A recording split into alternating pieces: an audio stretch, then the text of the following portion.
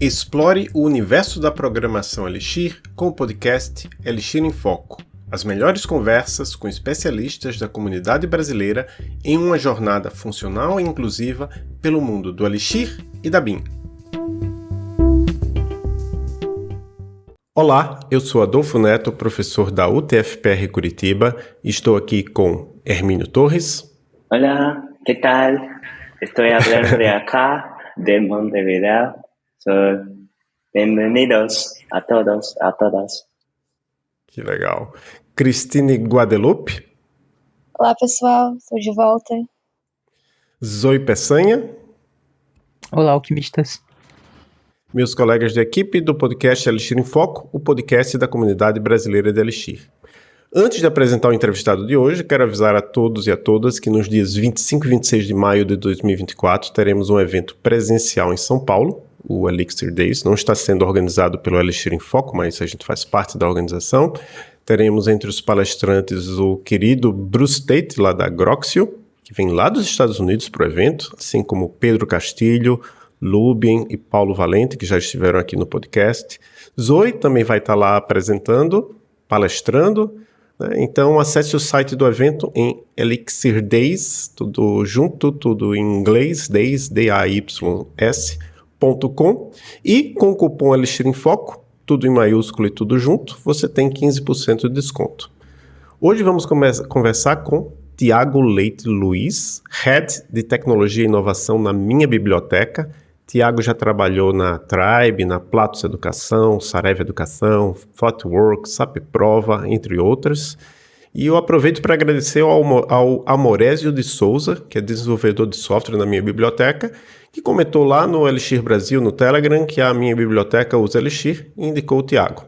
Tudo bem, Tiago? Obrigado por ter aceito o nosso convite. Olá, Adolfo, tudo bem? Olá a todos. Joia. Então, Tiago, eu vou perguntar aqui, vou pedir para você explicar o que faz a Minha Biblioteca, mas, em primeiro lugar, eu achei muito interessante saber que a Minha Biblioteca usava Elixir, justamente quando o Amorésio comentou lá, e eu sou um usuário do Minha Biblioteca, porque eu sou professor da UTFPR, então eu passo para os meus alunos livros que estão lá na minha biblioteca, então é bem legal ver que eu já estava usando um produto que usa Elixir sem saber. Então, explica aí para todo mundo que talvez não seja como eu, usuário do Minha Biblioteca, o que é a Minha Biblioteca, o que faz a Minha Biblioteca. Vamos lá. A Minha Biblioteca, ela é o maior streaming e melhor streaming de livros do Brasil hoje, principalmente pensando em assuntos científicos e técnicos, tá? A Minha Biblioteca é uma empresa que tem mais de 10 anos de existência, foi fundada por 4 grandes grupos editoriais do Brasil, e hoje conta com mais de 900 clientes no mundo corporativo, no mundo B2B, e tem crescido bastante no mundo B2C, ou seja, a gente está começando a vender através do nosso clube assinaturas para clientes finais, né, no mercado de B2C. São mais de 5 milhões de licenças comercializadas ao longo de todo esse período de tempo, e são alguns números que chamam bastante atenção, até mesmo aqui dentro, internamente na Minha Biblioteca, nós temos em média mais de 45 milhões de páginas lidas por mês. Então isso é um orgulho muito grande para a gente aqui. A Minha Biblioteca, ela tem livros que foram catalogados em diferentes assuntos, então os mais comuns e os mais contratados são na área de saúde e medicina, direito, mas a gente também tem muitos livros na área de sociais aplicadas, exatas, então é um catálogo bem extenso. Inclusive, nós temos muitos livros técnicos de tecnologia, inclusive uma das tecnologias que a gente utiliza, dando um pouquinho de spoiler das minhas respostas aqui, é Python. Então nós temos muitos livros de Python e várias outras linguagens de programação, e infelizmente o spoiler negativo é que ainda nós não contamos com nenhum livro de Elixir dentro da nossa plataforma, mas a gente está correndo atrás. Bacana, quem sabe aí em breve alguém possa estar contribuindo aí e adicionando os primeiros livros de Elixir. Fica chamado, hein, pessoal? É isso Corrida aí. Então, como é que vocês utilizam o Elixir na minha biblioteca? Legal.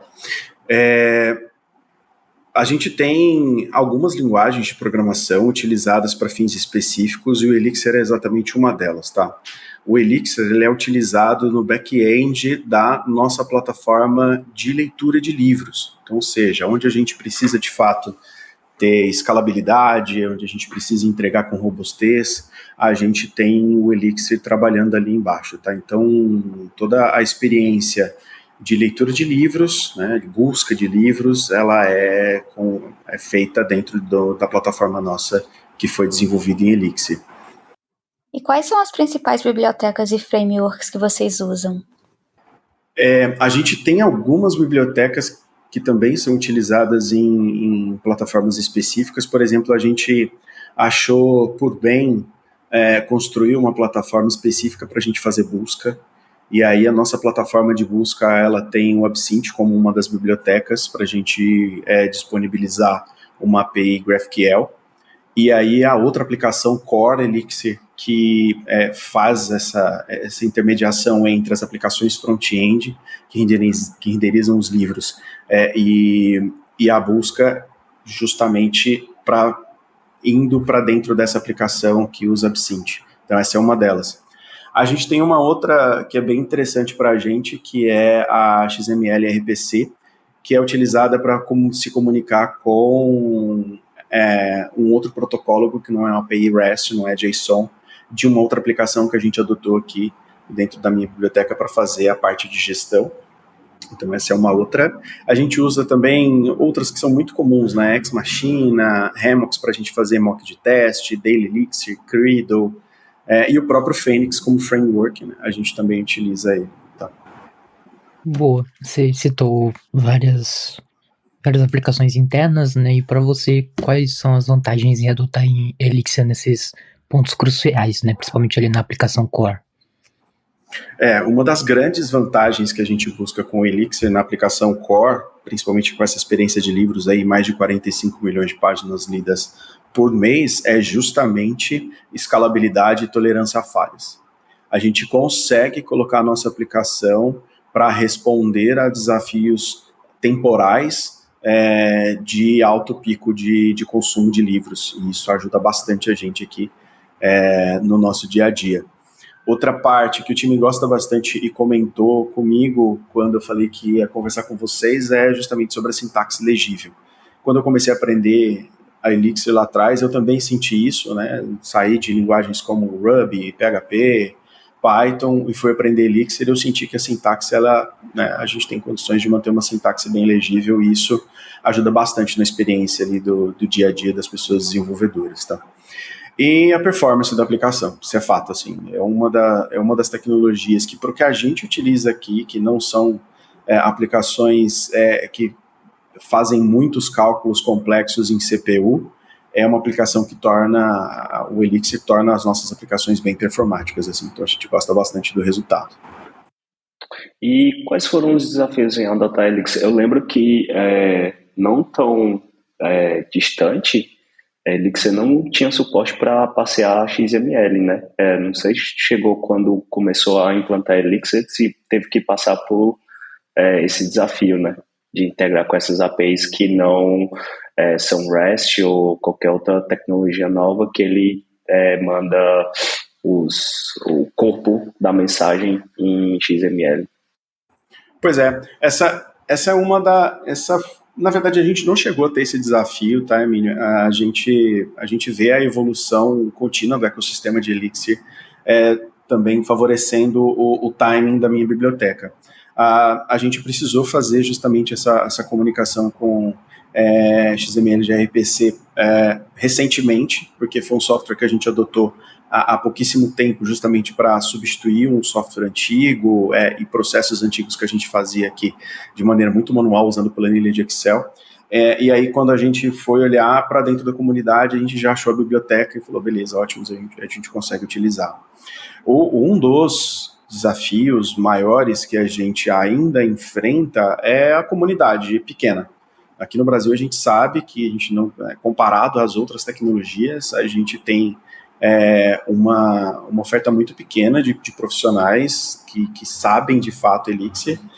Tem muita gente que está aprendendo, que gosta, já ouviu falar, está interessado, mas com experiência, que já tenha trabalhado profissionalmente ou que está disposto a adotar Elixir como uma das linguagens de programação que vai aprender, ainda é pequeno, tá? Então essa é uma das dificuldades que a gente encontra, e também a curva de aprendizado, por mais que para desenvolvedores que saem de linguagens já conhecidas e vão aprender Elixir tenham mais facilidade, ainda, comparado a outras tecnologias, a outras linguagens, o Elixir tem uma curva de aprendizagem um pouquinho maior, né? Um pouquinho mais, a entropia ali, a necessidade de dedicação para aprender Elixir, de fato, é um pouquinho maior do que das outras linguagens, tá?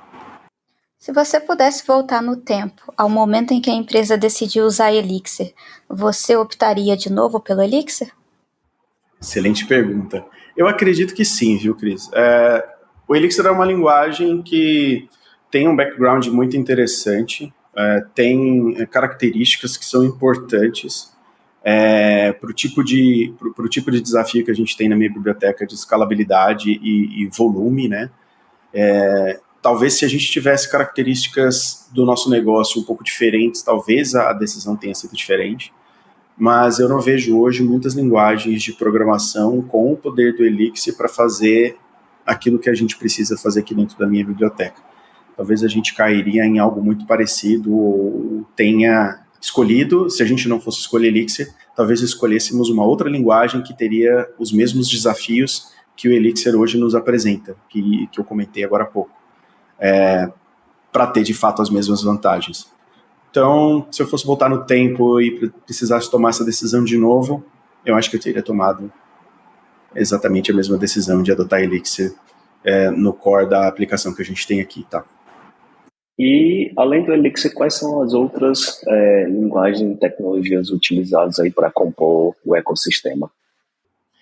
Além do Elixir, a gente trabalha com Python, e aí pensando no time de tecnologia e inovação como um todo, né, que é um time que não só tem a parte de engenharia de software, mas também tem engenharia de dados, ciência, análise, tem infraestrutura. Acho que a gente pode citar que Python é uma das tecnologias que a gente utiliza mais difundida dentro da minha biblioteca, porque a gente tem um sistema grande, desenvolvido em Python, que faz toda a parte de gestão da minha biblioteca, e é justamente com ele que a gente está integrando ali o nosso sistema com o core de Elixir, utilizando XML RPC. E a gente também utiliza muito JavaScript para os front-ends, assim. E agora, falando até mesmo um pouquinho de futuro de adoção de novas tecnologias, o que a gente tem pensado muito aqui se faz sentido a gente continuar utilizando o JavaScript como linguagem híbrida para mobile, ou se a gente vai utilizar alguma outra linguagem, alguma outra tecnologia. E como que foi o processo de adoção do Elixir na minha biblioteca, né? Ele foi mais gradual? Como foi a contratação de desenvolvedores, né? Como que foi essa experiência de usar Elixir no dia a dia, né? Legal. Zoe, a principal maneira como a gente adotou Elixir foi gradual. A gente tinha um ecossistema mais complexo de aplicações escritas em várias outras linguagens de programação, e quando a gente se viu naquele cenário onde a empresa precisava crescer de maneira mais consistente, a gente falou assim, tá, beleza, vamos adotar aqui uma linguagem para resolver um problema grande, mais específico da minha biblioteca. E aí foi quando a gente tinha muitas pessoas que já trabalhavam, por exemplo, com Ruby, pessoas que já trabalhavam com Python, e aí a hora que a gente começou a conversar sobre os desafios, né, e sobre quais eram as características que mais faziam sentido que a tecnologia que a gente fosse utilizar para a construção desse novo core precisasse ter, a gente chegou no Elixir. E aí a gente começou a fazer alguns ensaios, a gente começou a entender assim, fazer aplicações menores ali para resolver problemas distintos, e a gente percebeu que dá para usar o Elixir no core da aplicação aqui, no core do que a gente espera dentro da minha biblioteca. Então, as próprias pessoas desenvolvedoras do time foram aprendendo Elixir, e aí a gente chegou a hoje a ter o Elixir como core assim, da experiência de leitura de livros. Como que foi essa migração, digamos assim, do pessoal de Python, Ruby? Essas pessoas já tinham um pouco mais de experiência de mercado, elas conheciam Elixir, foram descobrir quando foi adotado. Enfim, como que foi essa jornada, né? Porque muitas vezes uma das maiores curvas de aprendizado é ali a troca do paradigma para o funcional. E talvez vindo de Ruby a sintaxe ajude um pouco, mas não... cada pessoa vai ter ali uma experiência bem diferente, né? Com certeza. O que eu senti é que a gente tinha uma comunidade, assim, as pessoas desenvolvedoras do time eram muito colaborativas. Então, a primeira começou a aprender em casa, se dedicou bastante, aí começou a disseminar o conhecimento que ela vinha absorvendo semana a semana para o restante do time, e aí o restante do time também foi aprendendo outras partes, né, e aí foi culminando justamente naquele conhecimento em comum que todo mundo precisava para, de fato, começar a construir uma aplicação robusta em Elixir. Isso foi bom porque, de certa forma, é como se a gente tivesse quebrado a curva de aprendizagem que o Elixir tem em várias pessoas. Então, assim, todo mundo dividiu para conquistar. Ao invés de todo mundo fazer exatamente...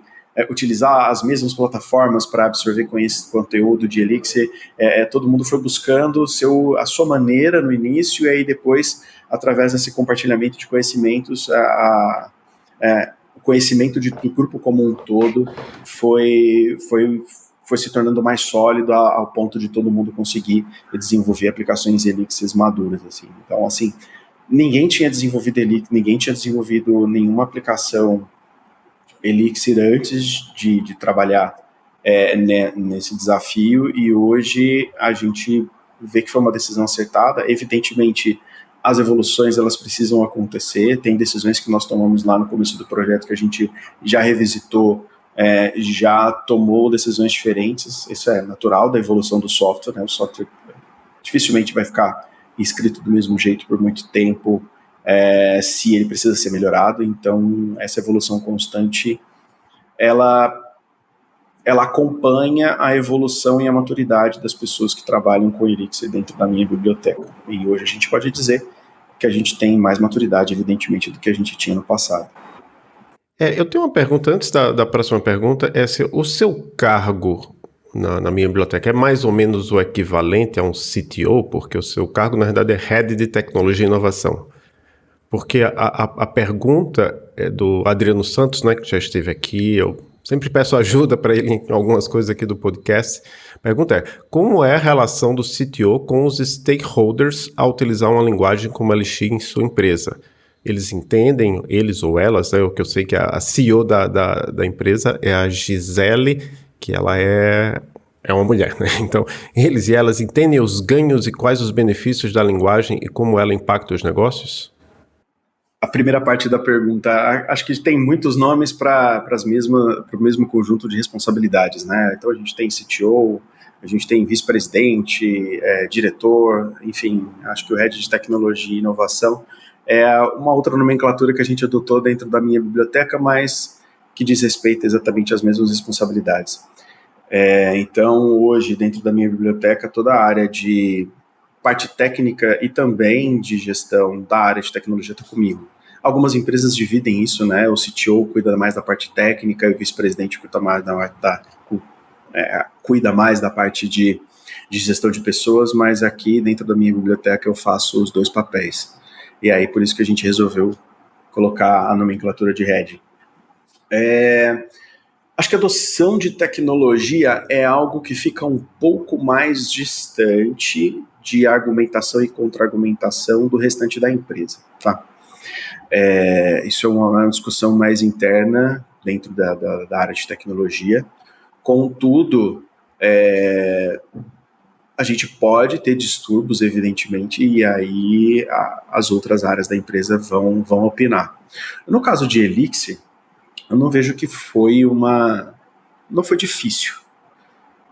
Porque quando a gente mostrou o que a gente precisava fazer e o match que existia com a tecnologia, e a confiança, evidentemente, que as pessoas têm umas nas outras sobre a lógica processual para tomar uma decisão dessa magnitude, não foi tão problemático assim. A gente não teve um nível de entropia muito alto ou discussões muito longas sobre qual tecnologia utilizar. Tá?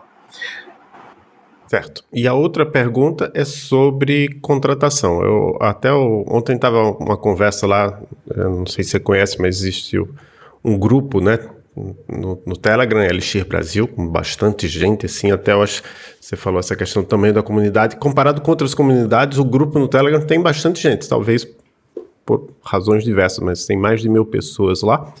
Às vezes tem as reclamações sempre, né? Não, eu quero trabalhar com Elixir, não consigo, não sei o quê. O comentário que eu achei interessante foi do Giovanni Bonetti, dizendo assim, eu boto muita fé naquela teoria de que tecnologias melhores exigem menos desenvolvedores. Isso eu já ouvi uma pessoa responsável por Clojure falar essa mesma coisa, né? O que limita as vagas e a disseminação delas.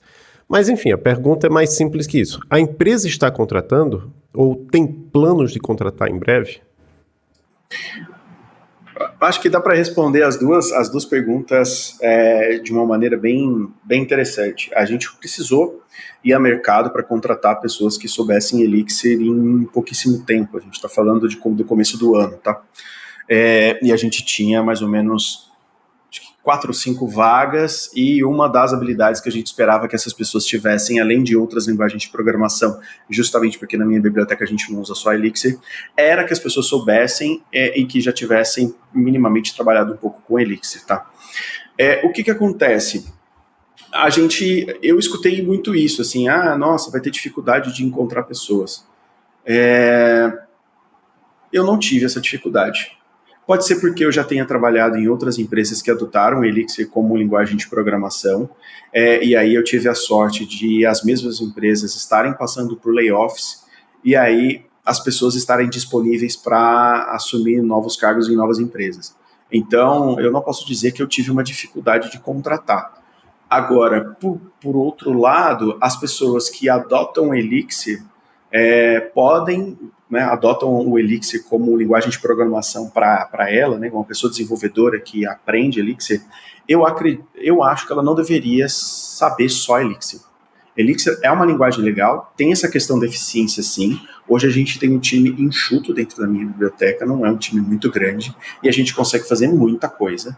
E isso que é um time multidisciplinar do ponto de vista de linguagem, ou seja, a gente não tem pessoas focadas só no desenvolvimento de software com Elixir. Essas pessoas, elas precisam saber também Python, precisam, às vezes, se dedicar a JavaScript.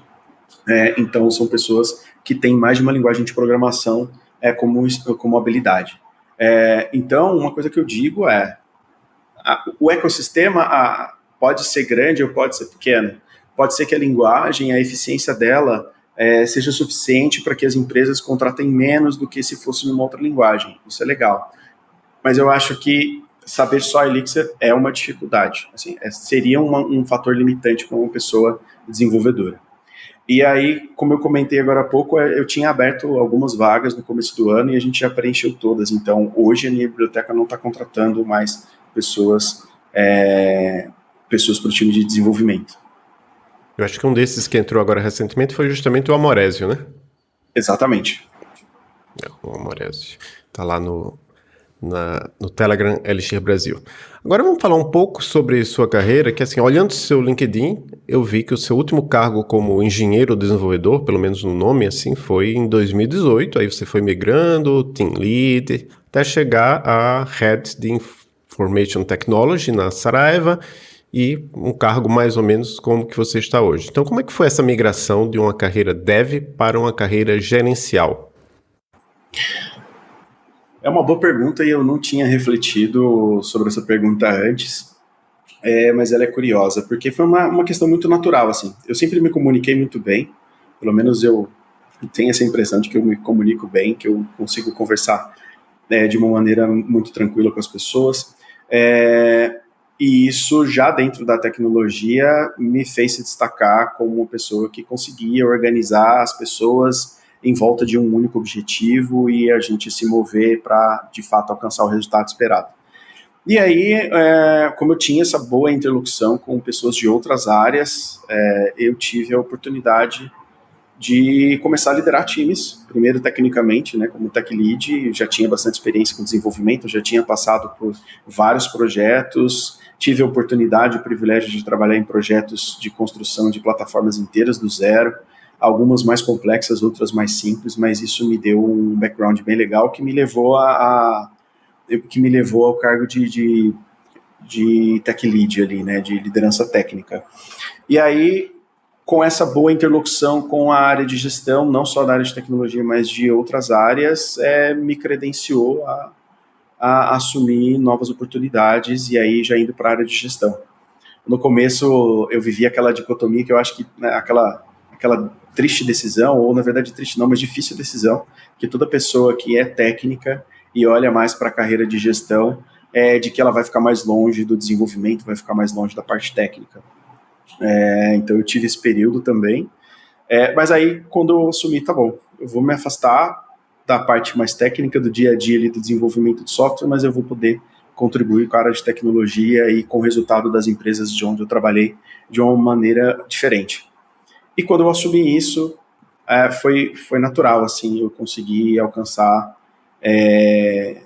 cargos mais estratégicos para ajudar as empresas a alcançarem os objetivos que elas tinham ao longo dos anos, assim. Então, essa para mim foi uma evolução natural, assim, e eu tive muita ajuda de muita gente. Uma das pessoas que mais apostou em mim foi justamente na Saraiva, quando eu estava como tech lead e virei gerente de tecnologia lá, que foi a CEO da Saraiva na época, que era a Flávia Bravin. E então, se hoje eu estou onde eu estou, devo muito a Flávia ter apostado em mim como uma pessoa que poderia gerenciar um time todo de tecnologia. Há vários anos você tem trabalhado em empresas ligadas à educação. Esse foi um movimento consciente ou ele aconteceu por acaso?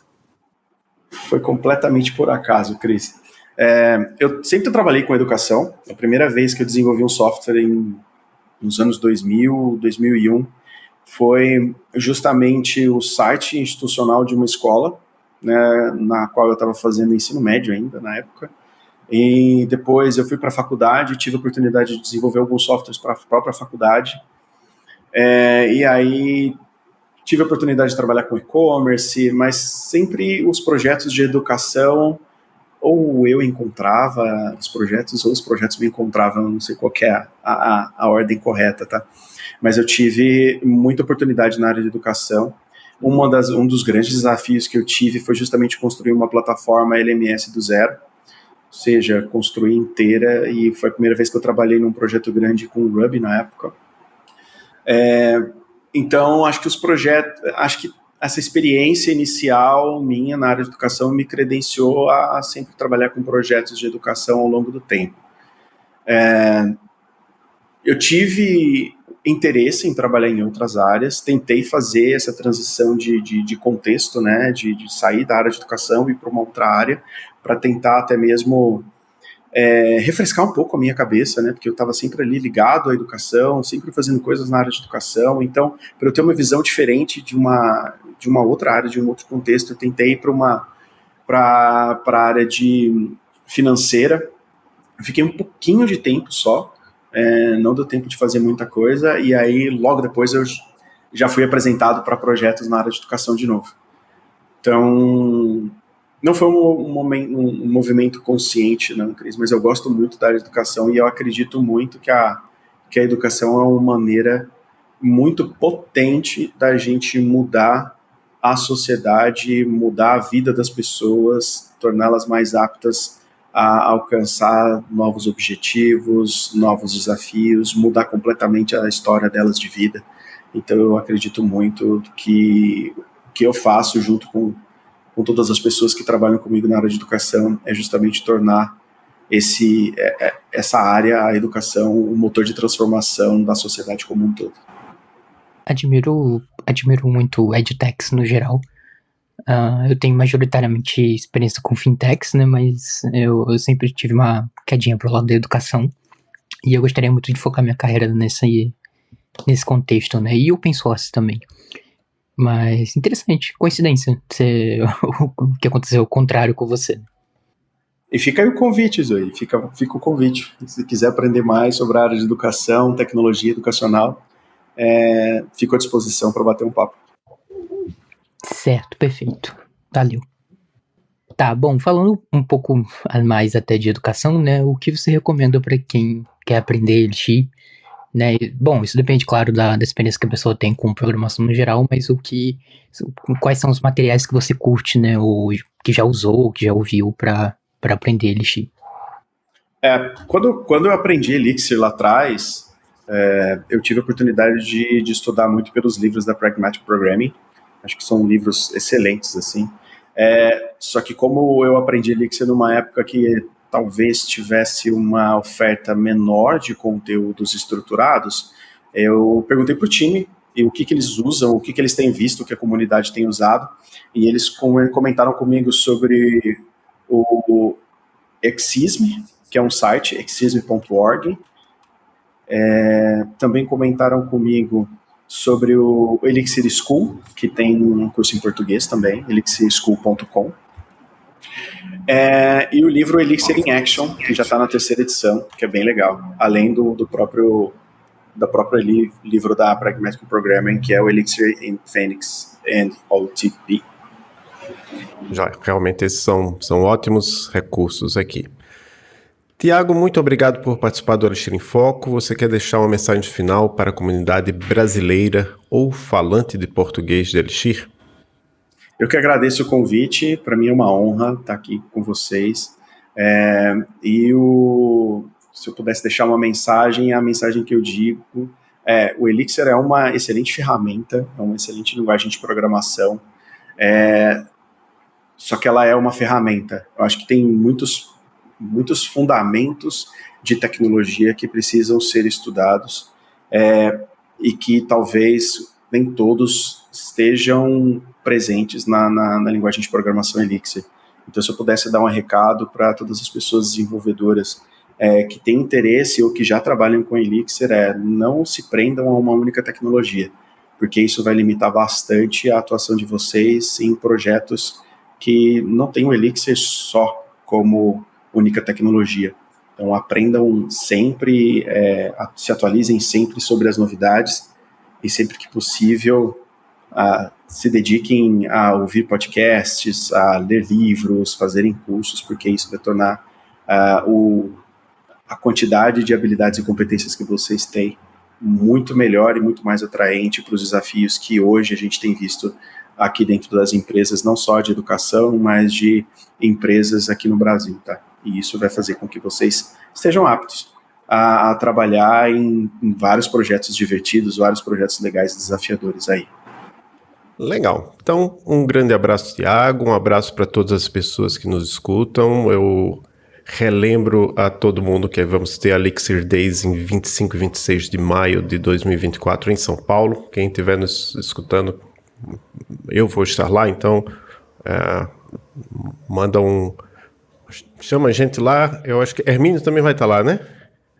Hermínio, Zoe, pode vir falar com a gente não morde. E eu deixo o aviso que eu sempre digo aqui, que a gente é apoiado, na verdade, né, pela Erlang Ecosystem Foundation, que é a fundação do ecossistema de Elixir, patrocina esse software aqui que a gente usa para gravar os nossos episódios. Por sinal, até quem é membro pagante, né, da Erlang Ecosystem Foundation até 30 de abril, né, já vai ter passado quando a gente publicar, está acontecendo a eleição para o board, né, tem vários candidatos aqui, Kiko Fernandes Reyes, Brian Paxton, David Bernheisen, Miriam Pena e o Pierre Streetzinger. As pessoas têm que escolher 4.